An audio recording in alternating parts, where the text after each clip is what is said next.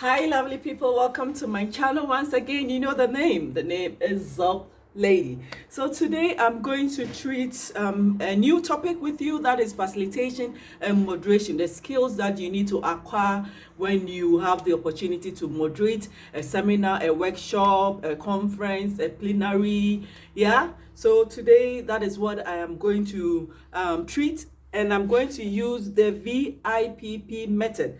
And one will ask, what is the meaning of VIPP? That is visualization in participatory program. So this is the materials that I'm going to use from this kind courtesy, this special book, a training that I attended way back in 2013, and I found it very useful. Yeah, I found it very useful, and was written by Maria Angelica Salas, and then Herman J. Tillman, and then Neela McKee, and then Nuthat Schneidt. I hope I got the names correct, but they are the ones who compiled this book. It's really good for facilitation, moderation, yeah, and then I'll encourage you to go online and shop for this book because it's really helpful.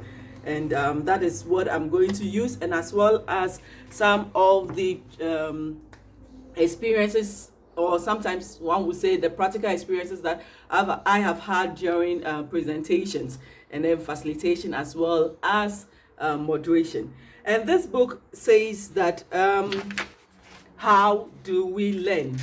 How do we learn? It has a few things to share with us on how we learn. Yeah, so how we learn. And we have from the book, it says, or from the VIPP, it says 1% is true taste, 1% it is true taste, and 2% true touch, and 3% true smell. So this is what the book has to say, and then you yourself, you can maybe serve as a witness to this, and we can also try to go through your mind and ask yourself, is this really true? And then 11% of hearing and 83% sight. So these are the various ways we learn. These are the various ways we learn. Now we will move to, what do we remember when we learn? What do we remember when we learn?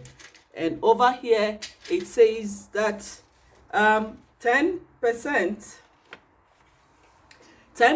is what we read, 10% is what we hear, and 10% is what we see. And then the next one is 50% of what we see and hear, 80% of what we say, and then 90%. See, the one that has a lot of percentage says 90% is what we say and do. What we say and do will make us remember what we have learned.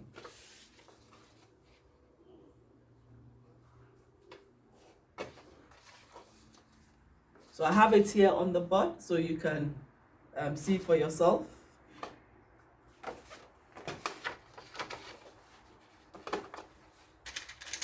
Then we will move to, so this is basically what you need to be able to learn and to remember what you have learned. Now, to facilitate a program or to moderate a program, I will urge you to go through a checklist. It is really important before you facilitate any program that you've been invited to, or a contract you have won, or even in an organization. There is this important thing you need to do, your checklist. And for your checklist, as well as the materials you need. Checklist and the materials you need for your facilitation, or to enhance your facilitation skills.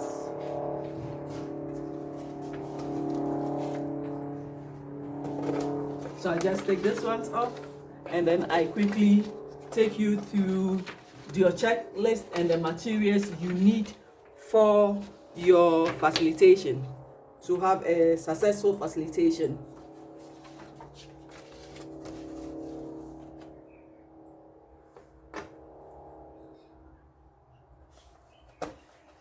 Now, in the modern time, we use laptops for our presentation, but and that is the advanced world. And then when you are in the third world country and then you've been contracted to facilitate a program or moderate a program, it is important that in as much as you have your own laptop, you don't know how the electricity is there like, so it is advisable you have the cards. Yeah, these cards that I write on, you have them, so in case power goes off, you have something to work with. If not, you'll be frustrated. So you have your laptop where it is fully charged, and then you have your batteries with you, and your socket, as well as also make sure you check the country, because each country has a different cable system and socket they use. So before you go or fly out to a particular country, check what kind of sockets they use for their offices. Yeah, and as well as have the hard copy of the presentation. Yeah, so I have an upcoming presentation on team building. So this is the materials I have prepared for my presentation. So I have a copy on my laptop as well as a hard copy for myself. It is here on my paper so that I'm safe in case the power goes off or they don't have a projector where we are working, or we are working in a remote area. I have my paper, yeah, and you can also translate or summarize some of this content here on your card, so it aids you with your presentation. And then also it's important to at least make 2 copies, one in your laptop bag and then one in your suitcase, just in case your suitcase does not come with you or you misplace your laptop in the course of your traveling to your venue. So to be safe, I will urge you to have 2 copies and then save them in different places. Yeah, okay, so we talked about the laptop and then the projector. No, not the projector, the hard copy of the presentation that I have just shown you. And then of course I've already spoken to you about the projector and the socket and the cables. So make sure you carry your own. Don't rely on the hotels or maybe the office, but have a spare one for yourself so that you can do your presentation. As well as make sure the booking of the venue for your facilitation is confirmed. Yeah, because there have been instances where everything has been prepared, everything is set, and then they go to the venue and they don't have a venue because somebody didn't do their work, they didn't confirm the venue. So make sure half payment. Some hotels request for half payment as a commitment fee, and after the program they take the remaining payment. Yeah, so it is really important that this you have. But as I said, if it's in a remote area and you don't have your projector, you don't have any electricity connectivity, you have your presentation on these cards that will help you to moderate or facilitate the program successfully. And then also, yeah, now you have confirmed, you have prepared your materials, you have confirmed everything. Now with participants, you need to also check that whoever is responsible to confirm participants, you need to check with the person if all participants who are going to participate in the program have confirmed the attendance. Yeah, and then also put your presentation on hard copy as I had already indicated. Then you also need markers, notepads, pen. Yeah, so you have your pen. Of course, everybody knows what a pen is. You need it and then photocopies of your documents. If your facilitation involves some documentations, please make sure you print. If your participants are 20, I will urge you to print about 25, because sometimes at last minute arrangements are made for other participants to be added to the group. So always make sure you have available photocopies of your presentation or any other materials that you need for the facilitation and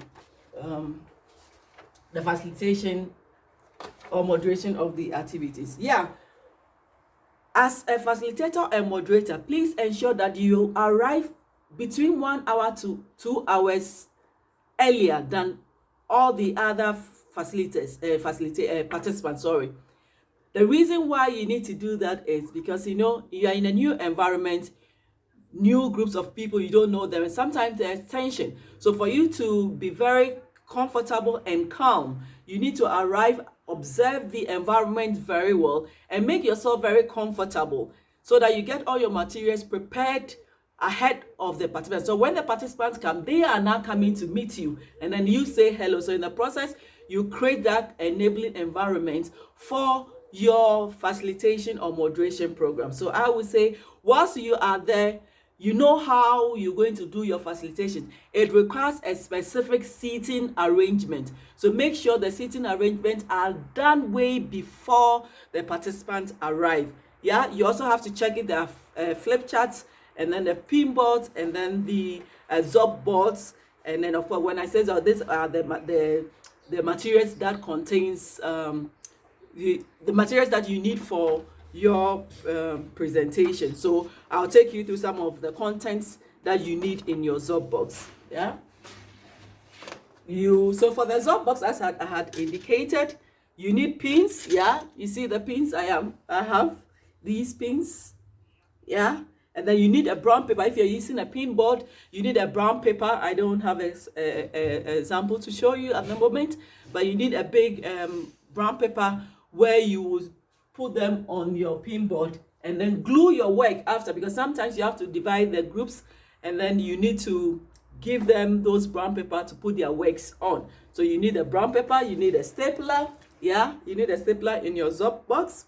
Then we also need markers. Yeah, take as much as, before you take any markers with you, please make sure you check if your markers are working, because sometimes you can have a bunch of markers, you go and then they are all dry. And whilst you are doing your presentations and other stuff, ensure that when the person finishes writing, you cover your markers so that they do not dry off easily. So this is also one of the tips you need to do. Keep your markers closed after use. And then you also need scissors, because you'll be doing a lot of cartons. Like my cards here, you see I have designed, because I need a specific shape for my cards. So you need your scissors that you put in your Zob box. Yeah, you also need glue, because sometimes when you are done with the work and you want to take off the brown paper, you need to glue your work and then staple them or glue them to the brown paper. Yeah, so we have the different cards. Yeah, the different cards, you also get them for yourself, because as a facilitator, don't depend on the company that gave you the contract to give you all the materials. You can also provide your own materials. If they provide, fine. If they don't provide, you're already equipped, and this makes you a well-equipped facilitator. You must also have post-it to have a quick survey, because as we said, how do we learn? By sight. So people write their comments and then they post it, and then everybody gets to see. So you also need this materials. And then these are some of the cards that you can also cut them into any type of shape you want, so you get prepared.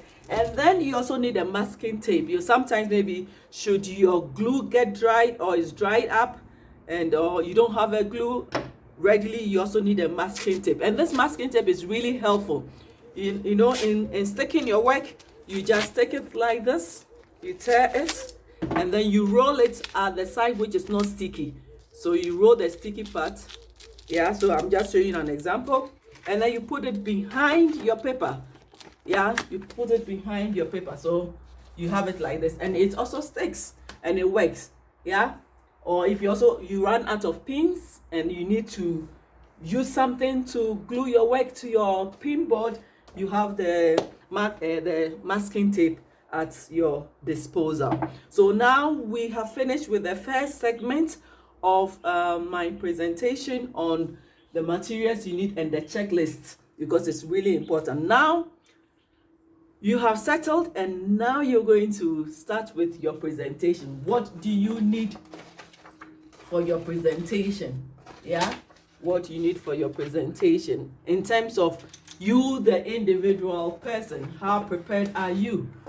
So these are the ones we have just finished. Now, you must have the right attitude for your facilitation process. The right attitude.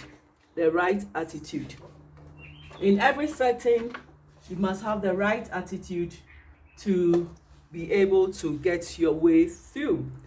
Be prepared as a facilitator. The materials I have shown you, I've prepared them about a month before my presentation. So you go through over and over again where you have to make your corrections, where you have to add on, where you have to subtract, so that you are not found wanting. It's really important you get yourself prepared. And as you have prepared, I will also encourage you to do a dry run. These days we have those smartphones. They can aid you. They have an app where you can practice your presentation, you do your dry run, and it gives you feedback how you perform. So you do that and it will be of help to yourself. In course, or before you start with your facilitation or moderation, I will encourage you to remain calm and confident before, during, and after your presentation, because if your participant realize that your confidence level is very low, I'm not sure they're going to give you the maximum cooperation you need for your work. So I advise that you must be calm, confident before, during, and after. And then the other one you also have to do is to dress modestly. You must dress modestly. You shouldn't dress in such an extravagant way where your participants, instead of focusing on you and the materials you are providing, they will rather be focusing on the things hanging around, maybe your dangling earrings or your necklace, whatever it is. Don't cause a distraction from your participants. So you must dress modestly, and you must also speak clearly and concise so that your participants will understand whatever you are facilitating or moderating. It's really important. Yeah.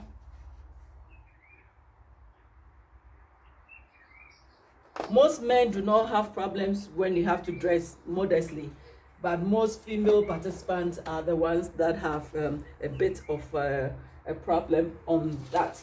Yes, so we've ended on this segment as well, and then right now I will just take you through the next stage of my presentation. The next stage of my presentation, and that is how to facilitate and visualize participatory groups processes. Because as a facilitator, you must be an interesting person, speak clearly, concisely, and dress modestly and nicely. And then now the method you have to use in making sure your participants are also participating in your moderation. Yeah, so this is what I'm going to do with you quickly. Yeah, so these are the methods of participatory learning.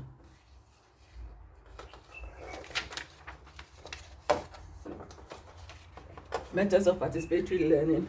So I have the marketplace. So we have the marketplace. I'll try to explain them briefly, and then you can also research on them further on your own at your own convenience. So the marketplace is where you do a role play where you have buyers and sellers, so that you engage interaction depending on the type of facilitation you're doing. So you create something like that. And also brainstorming session, where you throw up a question and you give them the card. Everybody writes based on the questions you have thrown to them, and then you ask them to come and present. So this is one of the methods in getting your participants involved, and not just you alone doing the talking, like I'm the only one doing the talking now. This one you engage others too, because I don't have participants.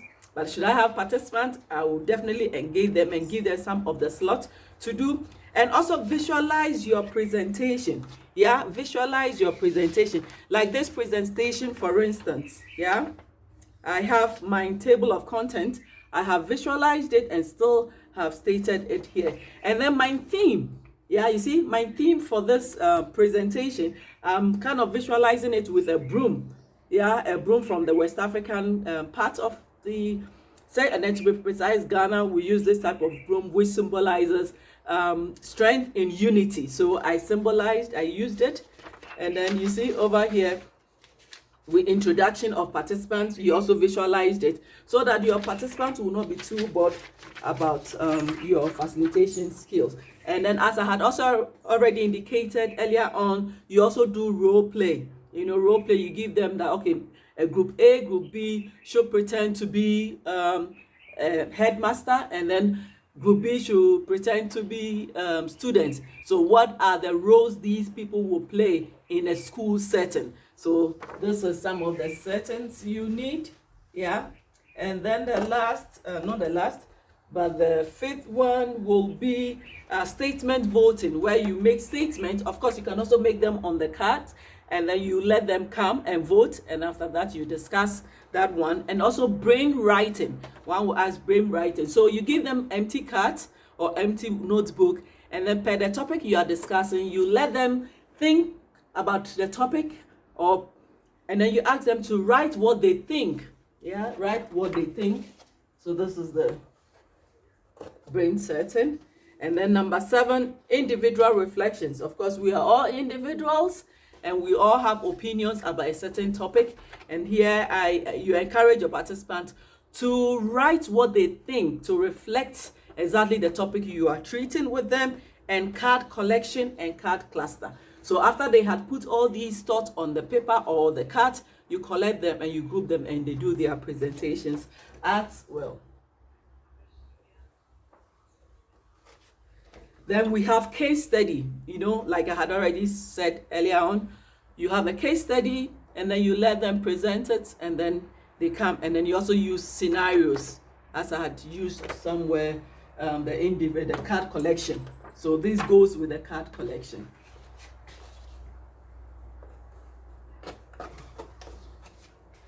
So now I'm going straight to